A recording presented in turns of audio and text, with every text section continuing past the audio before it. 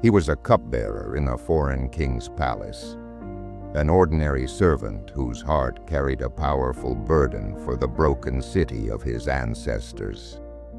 This story is about a man who turned heartbreak into purpose. Facing opposition, threats, ridicule, and the hopelessness of a discouraged people. With bold faith and remarkable courage, he asked the king for permission to rebuild, traveled to the ruins of Jerusalem, and inspired the worn-out citizens to rise and work together. With prayer as his strength, he achieved what seemed impossible.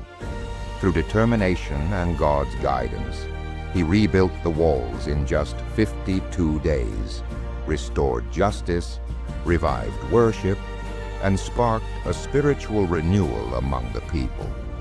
And this humble yet extraordinary leader, the man at the center of this story of restoration and faith, was Nehemiah. His story isn't just about construction, it's about courage, leadership, and restoring a broken nation. Join us as we explore how Nehemiah turned ruins into revival, and how his faith can inspire. Once in the vast empire of Persia, there lived a man named Nehemiah. He lived far from Jerusalem, hundreds of miles away, serving in the magnificent palace of King Artaxerxes in Persia. He held an important yet humble position, the cupbearer. To many, he was just a servant, but to God, he was a leader in the making. Each day he tasted the king's wine, stood in royal courts, and lived surrounded by luxury. Yet his heart was tied to a city he had never seen restored. He carried a quiet longing, a deep yearning, a sense that something sacred was missing. Sometimes God plants the calling long before he reveals the mission. And in Nehemiah, that seed was already growing.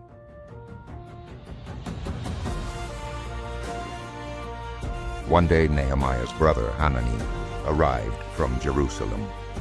Nehemiah expected a good report, but what he heard crushed him. The survivors are in great trouble. The walls are broken. The gates are burned with fire.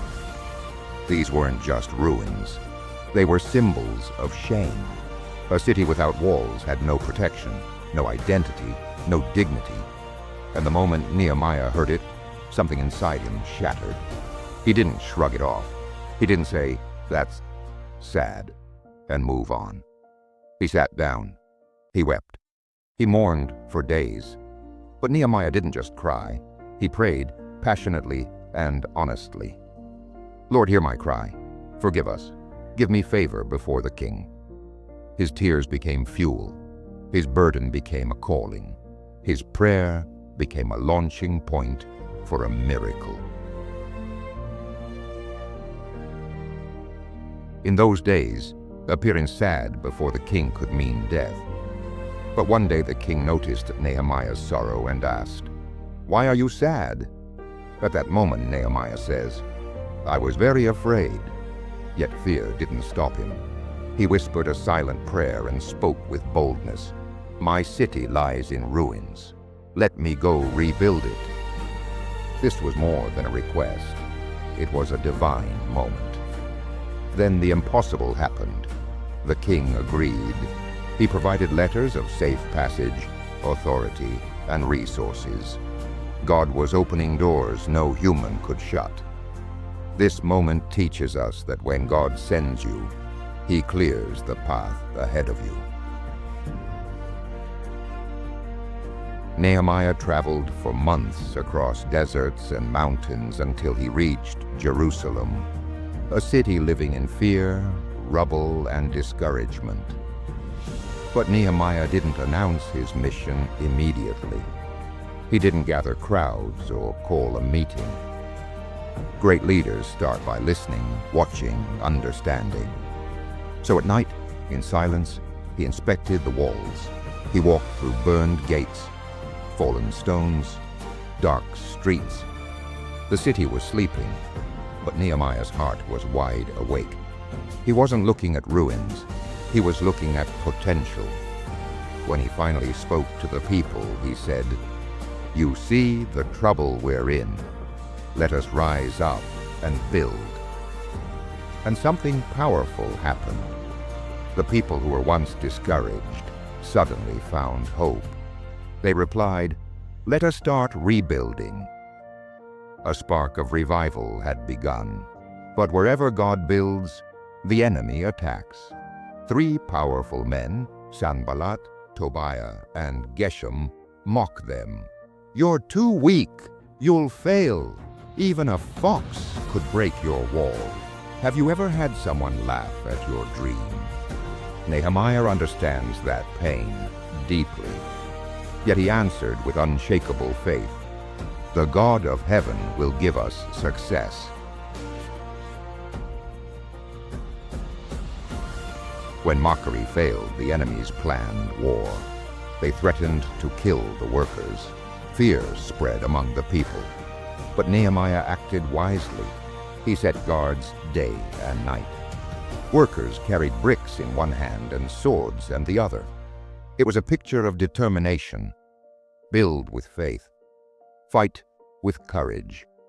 And every time fear tried to stop them, Nehemiah prayed, "Again and again, strengthen my hands." But the hardest battles weren't from outside. They were from within. People were suffering. Some lacked food. Some were in debt. Some were being oppressed by their own fellow Jews. Before building walls, Nehemiah had to rebuild justice. He confronted the nobles, defended the poor, and restored fairness. He reminded everyone, "We are God's people. We must not enslave one another." This shows a powerful truth. God cares about the condition of our hearts more than the condition of our buildings. The enemies tried one last strategy. They invited Nehemiah to meet them, but the meeting was a trap to kill him. Nehemiah refused and said one of the most inspiring lines in the Bible, "I am doing a great work and cannot come down." What a message for us today. When God gives you a mission, don't come down to the level of your enemies. They spread false letters, tried to ruin his reputation, and attempted to create panic. But Nehemiah stood firm because his confidence wasn't in himself. It was in God. And then the moment came. After decades of ruins, after generations of fear, after sleepless nights and endless threats, the walls were rebuilt in just 52 days. A task that should have taken years, especially with broken stones, burned gates, limited manpower, constant enemy attacks, and a people who had almost lost hope. A city once broken, a people once discouraged, a mission once mocked, all completed in less than 2 months. No human strategy could explain it. No earthly strength could achieve it. This was God's hand at work. The nations around them trembled. They realized something powerful. God was with them. Nehemiah rebuilds more than walls. The wall was only the beginning. Yes, the stones stood tall again. But God desired something far greater than a repaired city. Nehemiah gathered the people to hear God's word, many for the first time in their lives.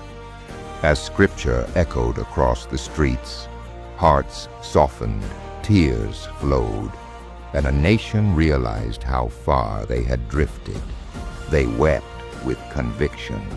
They worshipped with passion. They confessed with honesty. And they renewed their covenant with the God who never stopped loving them. Homes that had been fractured by fear found peace again. Families rediscovered the purpose God had given them. Their identity as God's chosen people, once forgotten, returned with blazing clarity. What was destroyed physically had also been destroyed spiritually, and now both were being rebuilt. Nehemiah didn't stop at construction. His true mission was restoration. He confronted injustice, corrected corruption, protected the poor, and re-established worship at the center of national life. He reignited a spiritual fire that had been buried under decades of despair. Nehemiah wasn't just a builder of walls, he was a rebuilder of hearts, a restorer of community, a reformer of worship, a leader who brought an entire nation back to God. Nehemiah's story is a message for every generation. You don't need a title to be used by God. You don't need power, position, or perfection. You just need a heart that says, "Here I am, Lord, use me." He shows us that a burden can become a calling. Prayer can move kings. Faith can rebuild what fear destroyed. Opposition cannot stop God's work. One person's courage can ignite a nation. Nehemiah's life proves that God uses ordinary people to do extraordinary things. So as we journey through this incredible story, remember, the God who rebuilt Jerusalem's walls in 52 days is the same God who can rebuild your life, your family, your dreams, and your future. Rise up. God is building something in you too.